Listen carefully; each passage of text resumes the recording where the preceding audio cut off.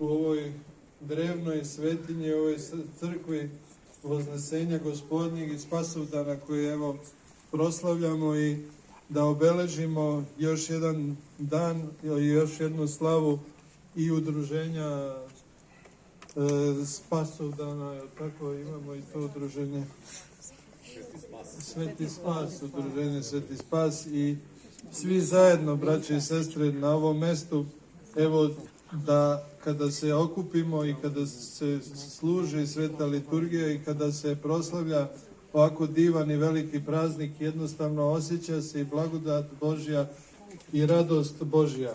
Svedoci smo da je najavljeno da će da pada kiša ovih dana i da će da bude ružno vreme, ali evo nas u hramu, evo nas ispred hrama, evo nas ovde na ovom brdu i vidimo da nas ipak sunce greje. Sve su to pokazatelji ljubavi Božje prema nama hrišćanima i ljubavi Božje prema svakom onom koji se istinski kaje, služi Bogu, moli Bogu. Svedoci smo, braće i sestre, svih iskušenja koje je zadesio naš rod, naročito sa tim teškim ubistvima koje su se desila u Beogradu i u Mladenovcu. Svedoci smo da je veliko zlo među nama i da se projavilo i da se pokazalo da ima ljudi među nama koji su spremni da sude drugim ljudima i da presuđuju na način na koji ne priliči čoveku. Ali svedoci smo, braći i sestre, i velike ljubavi Božje. Pored svih iskušenja, pored svega što je zadesilo nas, pravoslavne Srbe, opet ako se pomolimo Bogu, ako odemo u hram, ako smo na bogosluženju, svjedoci smo i ozbiljne i neizmjerne blagodati Božje koja izobluje na svima nama i svakom od nas se daje.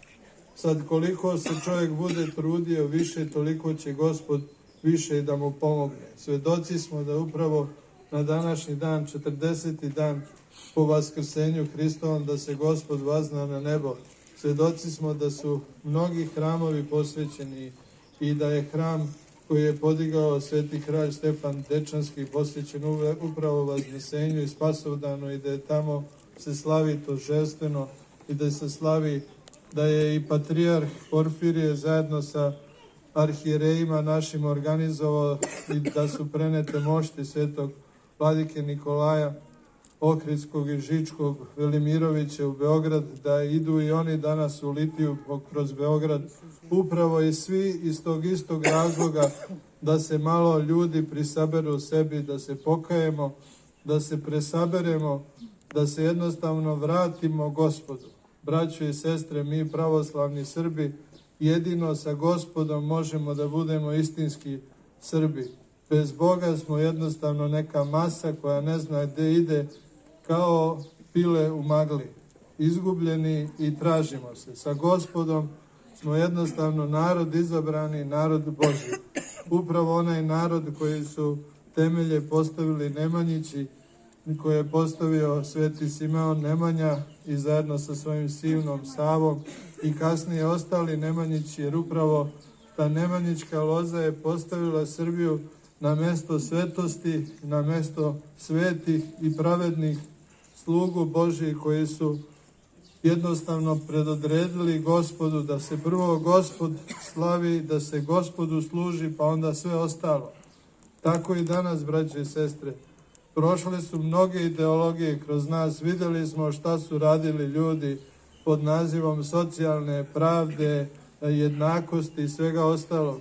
I ovi moderni danas socijalisti ili evropljani ili evropejci koji kažu da sad treba da budemo demokrate. Prvo su nas bombardovali i uništavali, sad nas uče demokratiji i poštenju. A vidimo kako je to njihovo poštenje i dokle dovodi to poštenje evropskog ili zapadnog čoveka koji jednostavno se izgubio. Zato, braće i sestre, mi ne smijemo to sebi da dozvolimo. Vratimo se Bogu, vratimo se svetinjama svojim, vratimo se jednostavno onom što je istinski vredno, onda će nam Gospod dati snage da i sve ostalo ovo zemaljsko rešimo.